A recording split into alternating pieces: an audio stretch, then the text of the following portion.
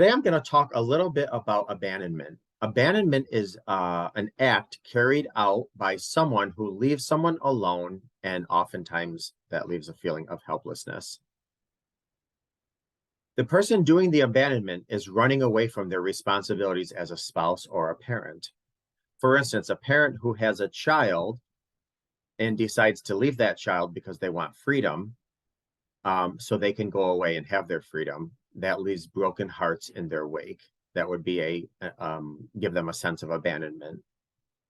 This example is only one possible scenario, as there are many ways to abandon a person, including death. Emotional abandonment also occurs when a parent or caregiver is physically present but absent emotionally. This happens a lot of times. And unfortunately, even in relationships, people are there physically, but they're absent in every other way. There are usually root reasons why one would choose to abandon another, but perhaps they grew up in a home with a neglectful or traumatic family and simply reacting or reenacting a way that they unfortunately are familiar with. That's just one of the ways. Abandonment issues often arise when an individual has experienced being abandoned in the past and lives the rest of their life afraid of losing someone close. Fear of abandonment is a form of anxiety and often begins in childhood due to a traumatic loss. So this fear of abandonment is or abandonment issues. It really does cause a lot of stress and distress on the mind and body. Abandonment issues can also significantly affect a person's life and relationship.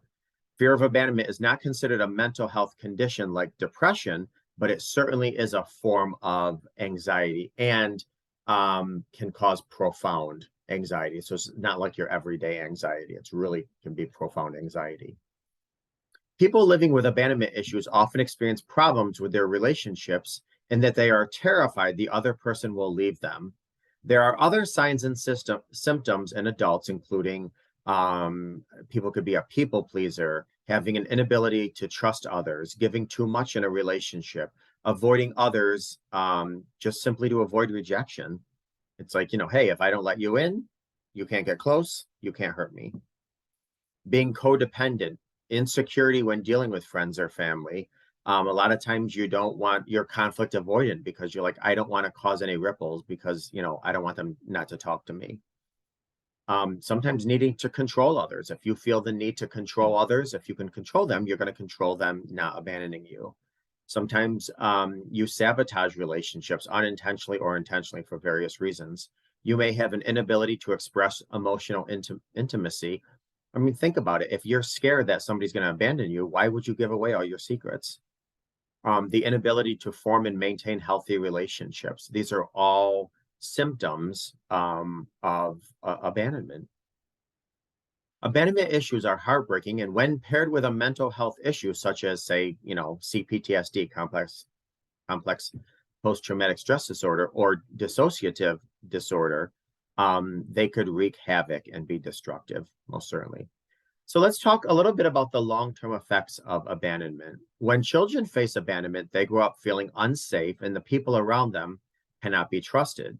The emotions accompanying abandonment include feeling that they do not deserve positive attention or adequate care. Physical abandonments may include anything from lack of supervision, physical or sexual assault, narcissistic abuse, the inappropriate offering of nutrition, inadequate clothes or shelter or housing.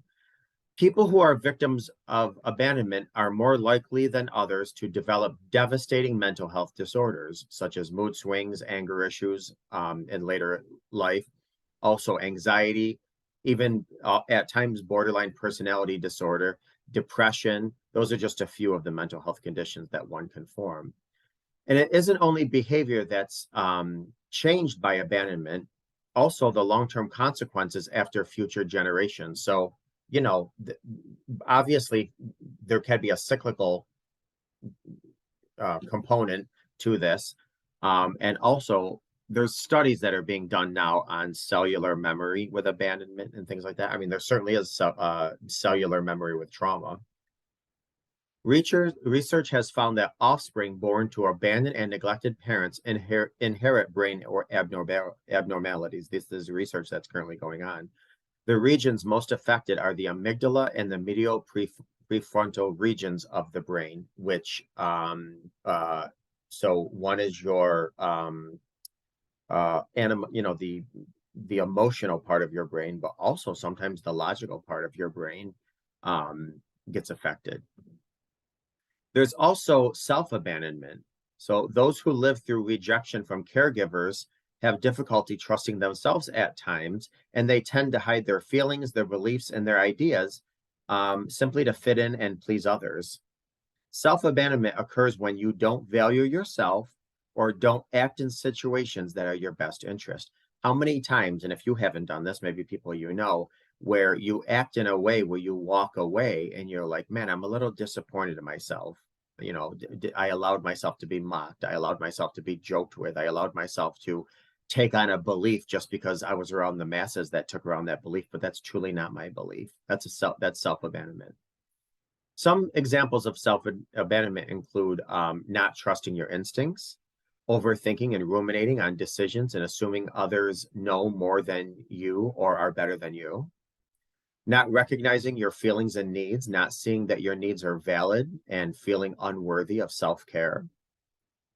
This is a big one. This is a big one. I talk to a lot of people who just don't prioritize self-care. And a lot of the times it's a root of abandonment issues, which is interesting because once they start dealing with those abandonment issues, then they start prioritizing their self-care. They start feeling, whoa, I am worth this. I am worthy of this. Indulging yourself, judging yourself, being critical and judgmental, being mean to yourself, just simply saying mean things. So how many times a day do we do something and say, oh my God, what an idiot, or how foolish can I be, or how stupid can I be, or how idiotic was I, whatever. Not honoring your values, doing things to please others, even though you do not believe in them, or they go against your values. Having an inability to speak up for yourself. This includes not asking for what you need, having problems setting and enforcing boundaries. This is a huge one.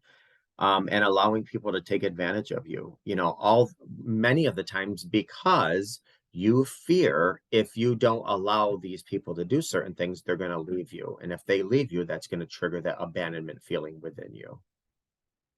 So it's difficult to treat yourself well if you believe the lies that were told to you about your self-worth. And even if you were never told anything verbally, the very act of being abandoned has told you lots, no doubt. And that has certainly potentially caused some internal destruction.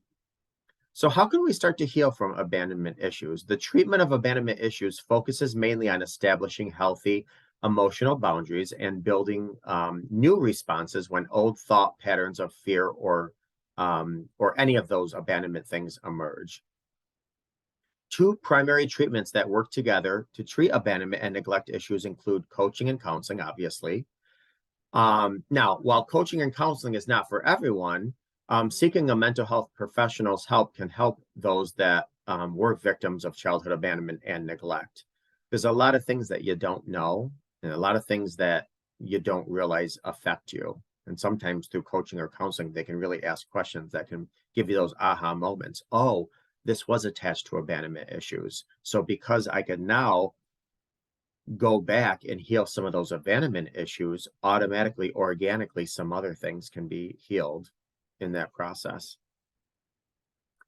Therapists, coaches, counselors work with clients to understand where the fear originates and how it affects their relationships. Second is self-care. Self-care includes ensuring you prioritize and allowing yourself to trust. Should you love someone who has abandonment issues, there are ways you can support them while they heal as validating their fears. So if you're dating somebody or friends or family members with somebody, there's also ways that you could help them heal too, which I think I can get into in a minute. However, treatment for new ways of thinking and to cope with our overarching and debilitating power of abandonment in both childhood and adulthood. Abandonment, again, and I don't want to sound like a broken record, even if the behavior of abandonment really, really, really does tell us something. And even if it doesn't tell us the truth, we give our own story, we give our own narrative. I wasn't worthy enough. I wasn't lovable. I wasn't wanted. I wasn't valuable. Those are all false narratives we gave ourselves. I mean, I look at my own parents and I say this all the time. I mean, I love them to death, but they should have raised rattlesnakes, not children. So in just knowing that sometimes people didn't have the equipment to treat you the way you deserve, you shouldn't take on that negative narrative. It had nothing to do with you. They lacked the resources, the tools, the wherewithal to give you what you needed and deserved. But yet here we are creating a narrative that really hurts us, such as I was unlovable, I didn't deserve this, or I was too loud, or I was too expensive, or whatever we tell ourselves. One of the reasons childhood abandonment hurts so much is because, and the reason I keep saying childhood when I'm talking about trauma in this class is because this has root effects. This plants a seed for a lot of things in our adulthood. So if we do have any type of childhood abandonment, we could really help to understand and to heal current trauma as an adult. So children are hardwired to depend on their caregivers for their emotional and physical needs. When caregivers neglect their children, kids internalize that behavior as rejection, and nothing harms a child more than rejection. I mean, think about it. Do you remember watching what was it? Rudolph the Red-Nosed Reindeer. To this day, it breaks my heart when he went home and he told his parents they wouldn't let me play any reindeer games. I mean, that really affects us when we're abandoned or rejected, whether it's by friends, family, our spouse, coworkers. Anyways, that child grows up believing that they're not enough and they have no place in the world. And what an awful place to be, is to play, geez, I have no place in this world. I'm of no significance. Those are the stories that we narrate. The old tapes of you are not nor ever will be enough plagues adults that were neglected as children. When it comes to adults, adults who experience abandonment also may feel and fear that they are not enough. They are told either verbally or non-verbally, again, this is from the other party or stories we tell ourselves, that they are inferior and should never have been born. Any type of abandonment in adulthood can wreak havoc on one's identity and self-worth. It's unfortunately common that people who experience abandonment at times feel suicidal. And I'll tell you something. I before coaching, I would go to schools and I would counsel a lot of teens. And the number one thing I would hear is, I feel alone. I feel rejected. I feel unseen, unheard. And that would lead a lot of the teens I would work with to adult tendencies, or I'm sorry, suicidal tendencies. So feeling rejected and abandoned, it hits our core. It hits us at our core. And if our core is empty because we don't feel worthy or loved or valued or validated or acknowledged, then my Lord, a lot of times we're hit against a brick of what's the sense of going on. So this can cause some profound damage. All right, I want to end with a quick note for those who care for someone with abandonment issues. Now, if this is you, care for yourself. And if it's a friend, a family, or whomever who has abandonment issues, these are some tips and tools to maybe help them. You should acknowledge the feelings of your loved one's fear of abandonment without judgment. This move is vital to maintaining open communication. Validating a loved one's fears does not mean agreeing with them, but supporting their feelings to build on trust and compassion. The treatment of abandonment anxiety can be successful, but it requires commitment and self-care. Many people with abandonment issues do not see how destructive their behavior has been to their relationship until it's pointed out to them. And then, of course, they begin to heal. So basically, one of the things is it does, I mean, it can help to say, well, look at the bright side, A, B, and C. But really the focus should be on just validating that they feel this way, not validating their feelings are right. Just, geez, I can see where you're hurting. And and hopefully it's coming from an authentic place. I feel that you're in a dark place, and I can sense that. Just so because many people feel abandoned or were abandoned, and then they abandon themselves. And then if all you're doing is saying, look at the bright side, Well, that's like putting on blinders and telling somebody, look at the beautiful flowers in front of you. Bottom line, I just want to stress that you are enough. If this piece leaves you with no other message, I'd like you to remember, period, point blank, you are actually not enough. You're more than enough, more than enough. Not because you're rich or you're beautiful or you're well educated or anything like that, simply because you exist. You exist. And Lord have mercy, what is it? You had a 1 in 400 trillion% or chance to be born. I mean, you were definitely chosen, authored to be born. So that makes you automatically a worthwhile human being.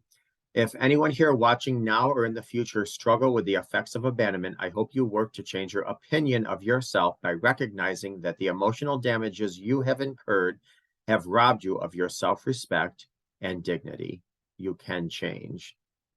You can build yourself up by using affirmations, meditation, or whatever means you choose, exercise, praying, whatever you need to reassure yourself of what you heard today during this class. Be sure to say to yourself several times a day, especially when you are stressed out, that you are more than enough.